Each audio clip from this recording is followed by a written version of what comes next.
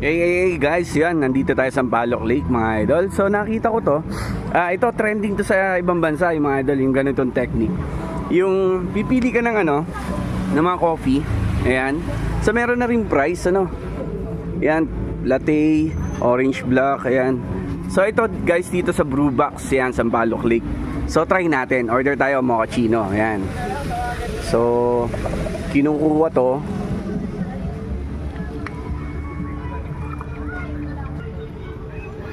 So ayan, syempre mochaccino, ang mocha lagi tayong kape. Tapos yan, meron iba eh. Tapos lalagay lang daw dito sa butas. Sawadi ka! Ganun daw yun eh.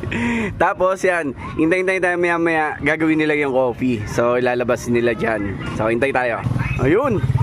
Gawa na yung ating coffee oh. Coffee sa hole. Diba angas ng gantong concept. So ayan, Brewbox, marami silang flavor syempre. Or iba, meron din mga sandwich. So ayan, angas nitong ganito. Na-try nyo na ba to? So dito yan sa Sampaloc Lake mga idol, Brewbox. So syempre ito, natikman na natin itong coffee nila. Masarap talaga dito sa Brewbox mga idol. Let's go Sampaloc Lake.